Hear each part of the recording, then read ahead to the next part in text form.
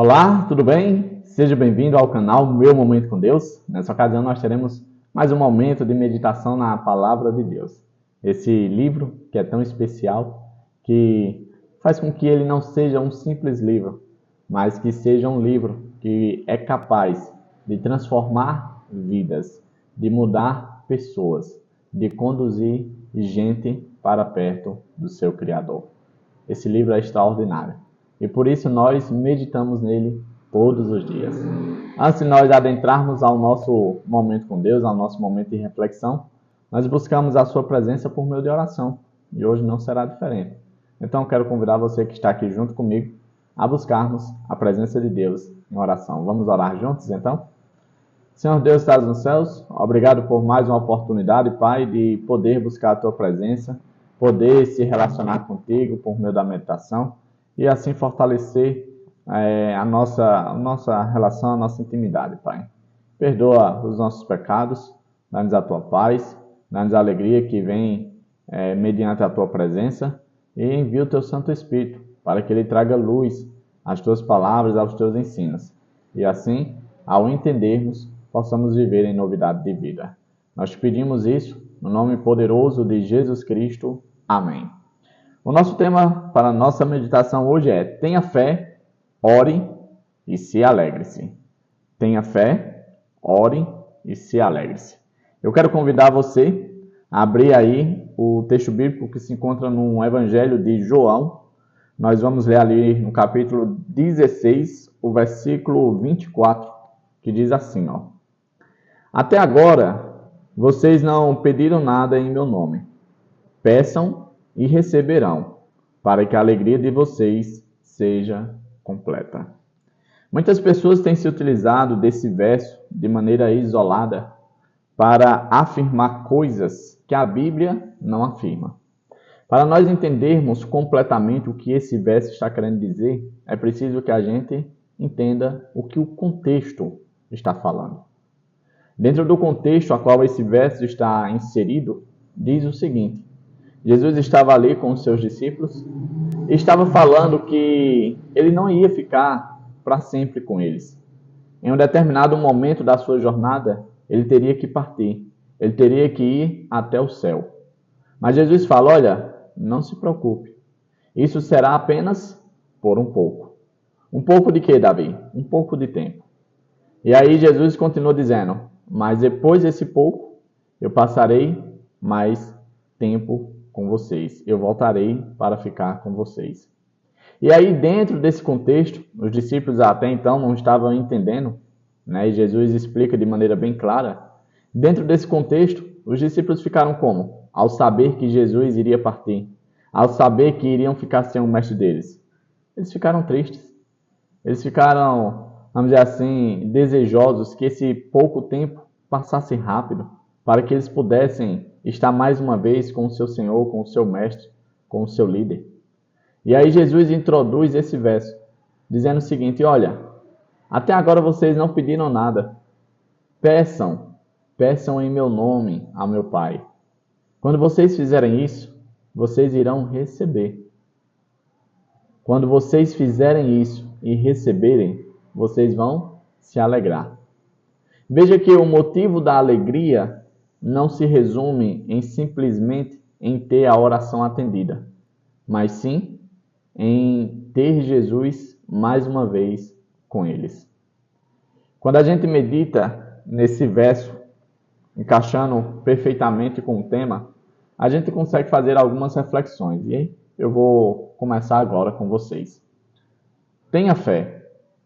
Nós já sabemos que fé não é algo que eu e você produzimos. Fé é um dom dado por Deus a todos os seus filhos.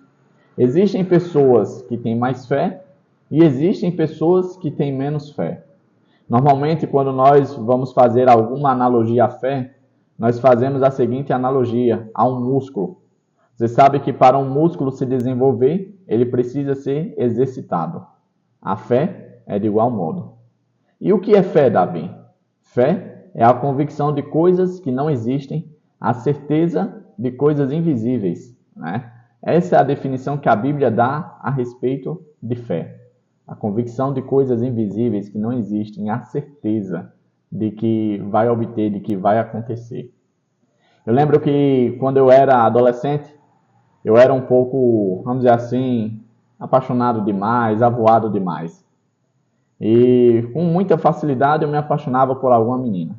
Você sabe.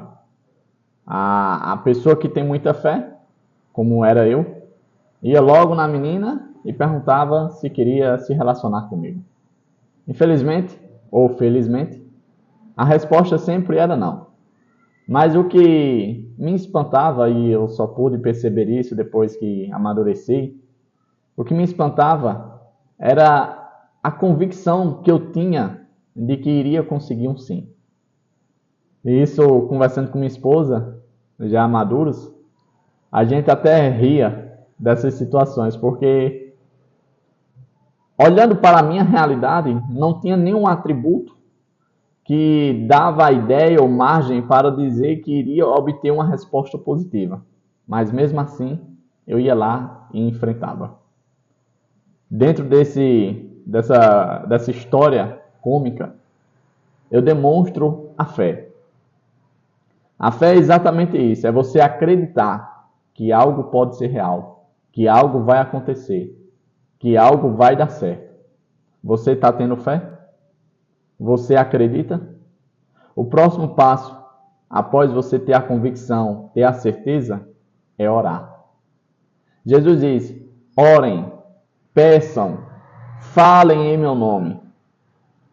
Quando a gente não tem fé, a gente não consegue dar o próximo passo, que é orar. Perceba que é uma sequência lógica. Primeiro eu tenho fé, primeiro eu acredito, primeiro eu tenho certeza. Segundo, eu oro. Eu oro ao Senhor. Eu oro em nome de Jesus. Com o propósito de quê? De receber.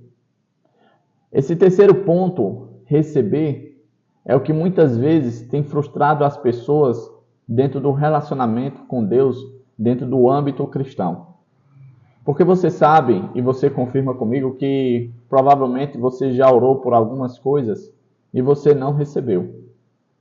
Quando a gente se depara com textos como esse, a gente chega a ficar chateado, para não dizer triste ou revoltado, porque com certeza a gente já fez orações com fé, a gente já pediu em nome de Jesus, mas a gente não recebeu. Por isso é tão importante a gente entender em que sentido esse texto está inserido, qual é o contexto dele. O contexto dele era sobre a volta de Jesus. Jesus estava dizendo para os seus discípulos: peçam para que eu volte, peçam para que eu esteja com vocês, e eu voltarei a estar com vocês. Isso só vai acontecer quando vocês pedirem.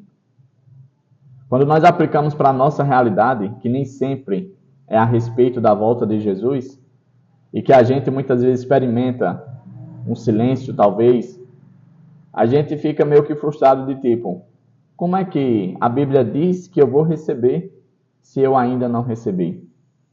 Certa vez eu vi um pastor falando algo a respeito disso, que eu achei bastante interessante e eu vou compartilhar com vocês. Nunca duvide que o Senhor vai responder sua oração. Ele sempre responde a minha e a sua oração. Talvez você tenha regalado o olho agora e tipo, não é bem assim, Davi. Eu já orei a respeito de algumas coisas e eu não recebi nenhuma resposta. Deixa eu te dizer, Deus sempre nos responde. O que pode acontecer é eu e você não sermos correspondidos. Entendeu?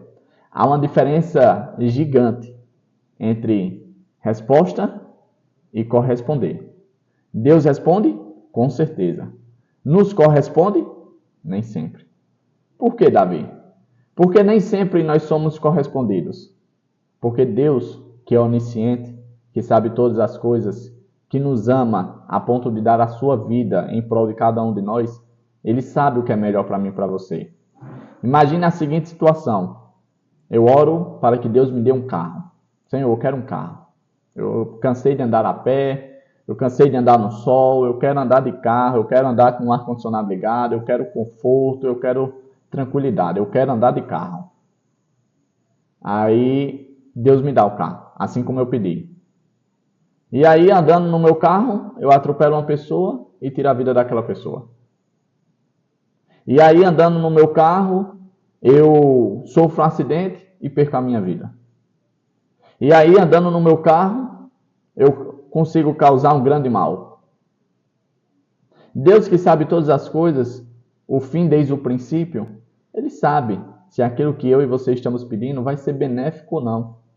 Se vai nos aproximar dele ou não.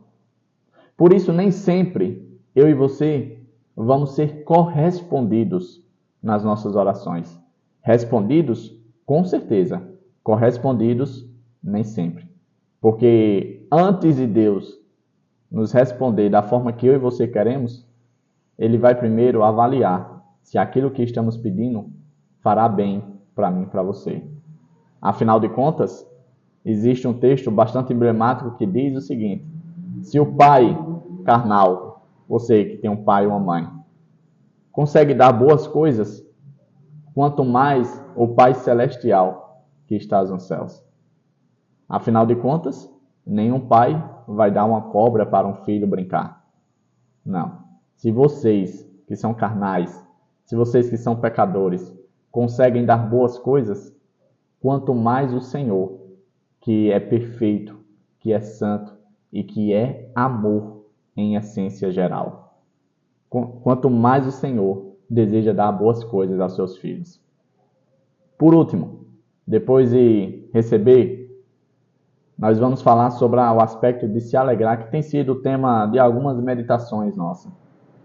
Veja que o se alegrar não está recluso ao ato de receber, ao ato de ser correspondido, ao ato de ver se materializar aquilo que pedimos. Não.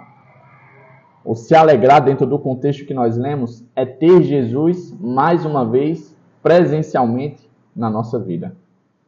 Como é que eu e você podemos realizar isso nos dias de hoje? É tendo um momento com Deus, é meditando na sua palavra, é buscando Ele em oração, é se relacionando com Ele. É tendo a presença de Deus, mesmo que em espírito, mas com certeza em verdade. Quando eu e você buscamos a presença de Deus, o simples fato de recebermos a presença dele já é motivo suficiente para que eu e você nos alegremos. Essa alegria será total um dia. O texto é bastante interessante, que ele diz assim, para que a alegria de vocês seja completa. Atualmente nós temos uma alegria parcial, mas um dia a nossa alegria será completa, será total. Enquanto a nossa alegria não é completa, que nós possamos nos alegrar simplesmente com o consolo que Ele nos garantiu, que é a presença do Teu Santo Espírito. Então, que nós possamos seguir essa sequência lógica.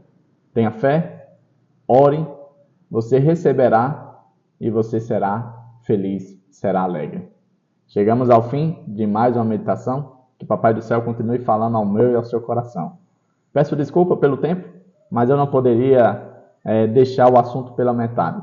Eu precisaria desse tempo que nós usamos para explicar perfeitamente o que a palavra de Deus quis nos falar no dia de hoje. No mais, que Ele te abençoe, que Ele te proteja de todo mal, que Ele te faça retornar aqui amanhã, para mais uma vez termos o nosso momento com Deus. Até a próxima e tchau, tchau.